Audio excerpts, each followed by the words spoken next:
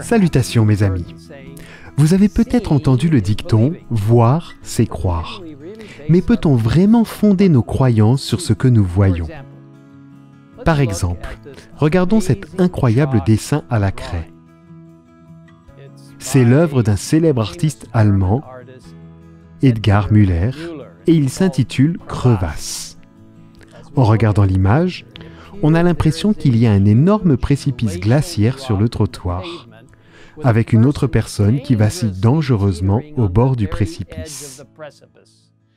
L'image donne une impression très réelle. Cependant, si l'on regarde une autre image montrant l'artiste lui-même au travail, Edgar Müller, il est facile de voir que, aussi réelle qu'elle puisse paraître, l'image se trouve en fait sur une surface complètement plane, ne donnant que l'illusion d'être tridimensionnelle. Comment cela est-il possible? Un autre artiste 3D, l'anglais Julian Beever, explique: un dessin non anamorphique, le type de peinture et de dessin que nous avons l'habitude de voir, est conçu pour être regardé de face. Un dessin anamorphique, comme celui que nous venons de voir, est différent. On ne le regarde pas de face, on est censé le faire. Nous le regardons sous un angle particulier et d'un seul point de vue. Il est dessiné de façon allongée pour que de ce seul point de vue, ces formes, comprimées par les effets de la perspective, apparaissent correctes. De cette manière, nous pouvons faire en sorte que les objets semblent être soit sur le trottoir, soit entrant dans le trottoir. On peut faire en sorte que les choses aient l'air tridimensionnelles. Ce sont les plus difficiles à dessiner parce que vous devez dessiner toutes les formes avec une distorsion pour qu'elles aient l'air correctes de votre point de vue. C'est une affirmation très intéressante. Pour que l'illusion fonctionne, la réalité doit être déformée de manière à ce qu'elle paraisse juste du point de vue de la personne.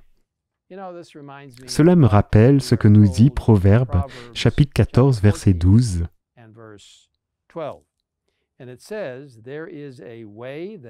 La voie qui paraît droite à un homme peut finalement conduire à la mort. Comme il est facile pour nous, en tant qu'êtres humains, de penser que nous savons ce qui est juste, alors qu'en réalité, cela peut être une déformation de la vérité. Dans Proverbe 9, verset 10, nous lisons cette instruction très importante. Le commencement de la sagesse, c'est la crainte de l'Éternel. La connaissance du Dieu saint, voilà en quoi consiste l'intelligence. Comment pouvons-nous connaître le Saint? Comment pouvons-nous connaître Dieu? La prière de Jésus, telle qu'elle est rapportée dans Jean 17, fournit des indications précieuses. Au verset 3, nous lisons: « Or, la vie éternelle, c'est qu'ils te connaissent, toi le seul vrai Dieu, et celui que tu as envoyé, Jésus-Christ. » Puis, se référant à ses disciples, au verset 8, Jésus prie en disant: en effet, je leur ai donné les paroles que tu m'as données. Ils les ont acceptées et ils ont vraiment reconnu que je suis sorti de toi et ils ont cru que tu m'as envoyé.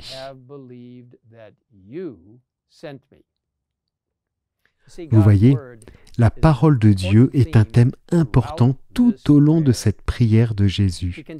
Au verset 14 et 17, il poursuit en disant: « Je leur ai donné ta parole, et le monde les a détestés, parce qu'ils ne sont pas du monde, tout comme moi, je ne suis pas du monde. Consacre-les par ta vérité.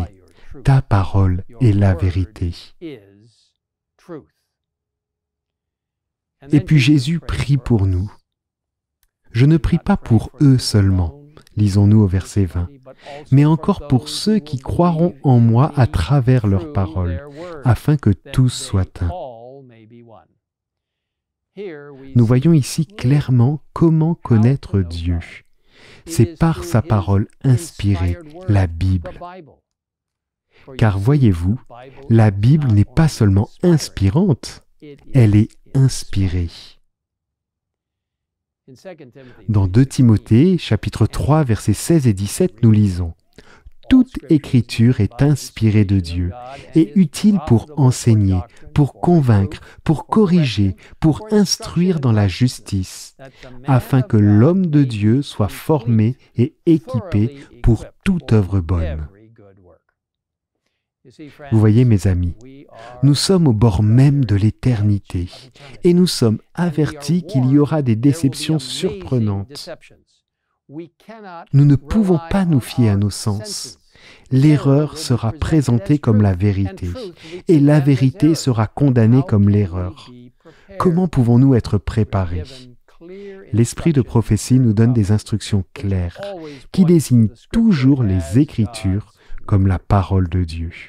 Dans le livre La tragédie des siècles, et je vous encourage vraiment à lire ce livre et à croire à chaque mot de la tragédie des siècles, moi j'y crois.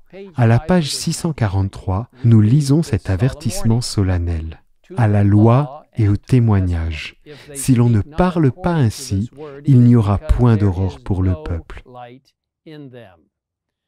La parole de Dieu est donnée aux croyants comme sauvegarde contre les faux docteurs et les esprits séducteurs. Satan se sert de tous les moyens pour empêcher les gens de se familiariser avec les Écritures,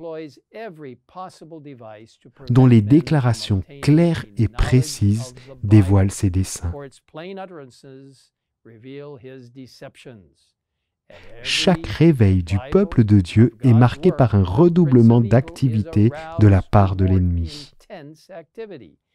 Il rassemble maintenant ses dernières énergies pour un assaut final contre le Christ et ses disciples. La grande et suprême séduction est imminente.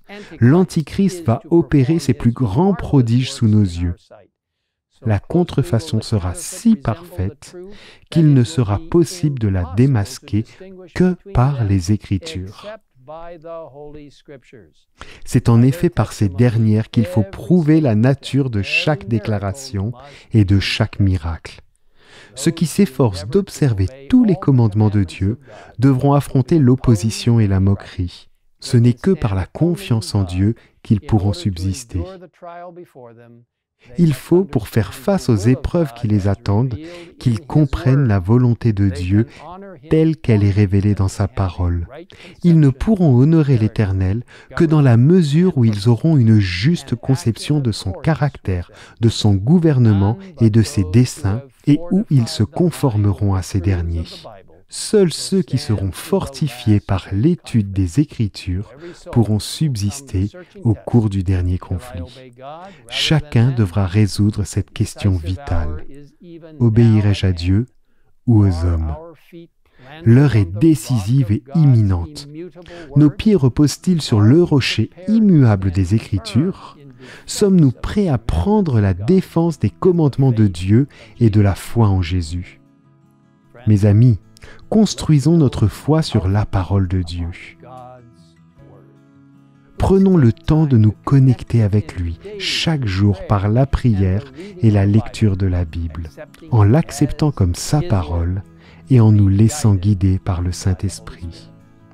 Prions ensemble.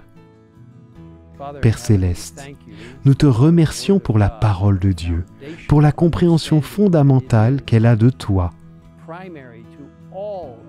et qui nous conduit à une vie de prière avec toi, qui nous guide dans nos vies et nous aide à comprendre que ta parole est digne de confiance dans tous ses aspects. Seigneur, bénis chaque personne qui écoute, bénis chaque personne qui regarde. Aide chacun à savoir que la communion quotidienne avec toi est si importante parce que nous ne serons pas capables de croire par nos yeux ou nos oreilles,